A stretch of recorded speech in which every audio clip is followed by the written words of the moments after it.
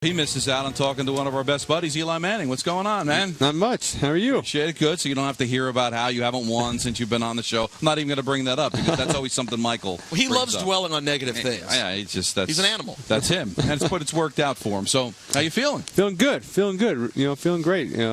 Camp's going well. Getting rolling. Excited to get some games. Get some preseason. Get rolling here and get into some action. Is it odd for you that you're starting a training camp with a new head coach for the first time in your career?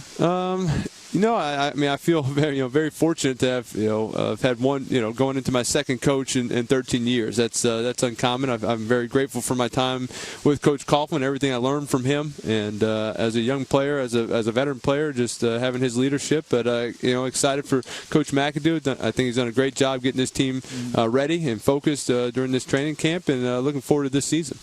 Before we move forward into the future, I want to go back for 1 second because that moment at the press conference when Coach Coughlin said goodbye to me was one of the most, as I'm very blunt, and I apologize, but I'm not a Giants fan, right? I root for the Redskins. I don't have any emotional tie to Eli, except that I've grown up, the last 15 years watching you play.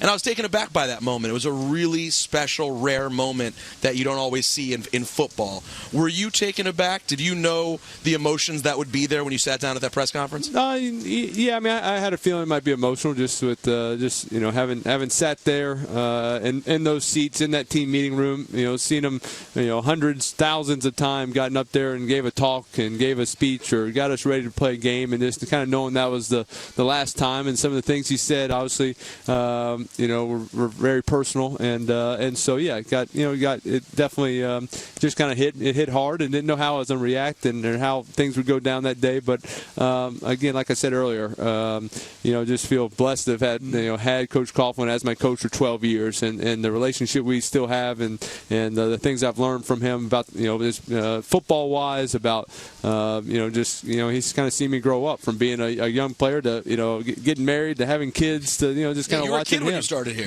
No doubt, and so so very grateful to have had him for 12 years. It's strange, Eli, because you still have the same general manager, and Jerry Reese has been here for a while, and the coaching staff pretty much stayed intact, with the exception of Tom. But you're talking about a Hall of Fame coach walking out the door. So when you look at this season coming up, is it a continuation or is it a complete reset? Do you feel like it's the same vibe that you've had in your career? Is it almost like a Mach 2 because of seeing such a significant piece leave the door? Well, I think things are going to be run differently. There's going to be a different schedule, different way meetings are conducted. Different. There's going to be different things. But I think the fact that I'm coming into a training camp comfortable with an offense, which is big for me. So I'm not trying to relearn something new in terminology and players, get everybody adjusted. Hey, we got some new guys, and I'm being a coach, but I know what I'm talking about. I can say stuff and know exactly what I want. The way it's supposed to be, as if it was Coach McAdoo or Coach Sullivan telling that receiver. I can say that because I know what I expect and the way things are supposed to look. And I think with having Spags here, and I've known Coach Spags a long time, but in his second year, I think the defense is more comfortable, and so you don't have a whole lot of changeover. Coach Sullivan, known him for a long time, so there's still some familiar faces in the mix.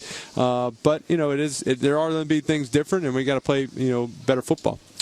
Any extra chip on your shoulder this year? Because it feels like this team very easily could have gone a completely different direction last year. It was a few plays, a few games. You don't spot those points to Carolina. That turns out differently.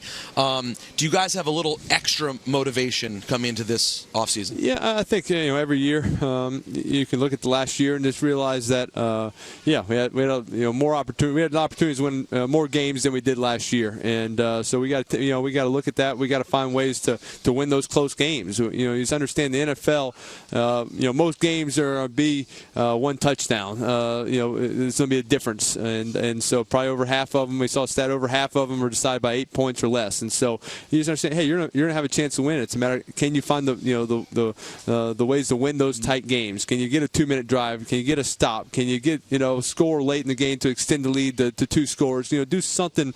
And we're in a lot of those opportunities, which is good. As I get you more experience, now we got to take advantage advantage of and get better from it and figure out how to win those. Fans are so excited about Odell Beckham Jr., and you raised some eyebrows during the offseason when you said we want more from him. Expand on what you meant by that. Well, I think with Odell going into his third season, you always are making improvements, and hey, he makes tremendous plays. He makes one-handed catches, but and he makes tons of big plays for us and does a lot of things really, really well.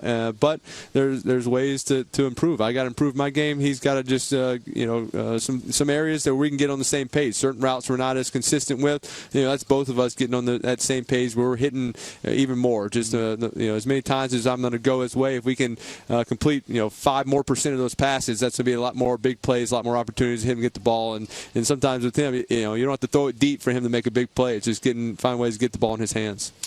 Obviously, it's one of the big pieces of conversation today, and we talk about it all the time because he's my buddy, but Victor Cruz, how bad do you want to see him actually out there on the field in a game situation? You got to be anxious for it. It's been a long time. Yeah, and it's really more for Victor. And Victor and I've been through a lot together. And remember when he was kind of a no name, just trying to he was coming out around Hoboken and running routes for me at Hoboken High School. Before he even know if he was gonna make the team. So we've known each other a long time. He's worked hard.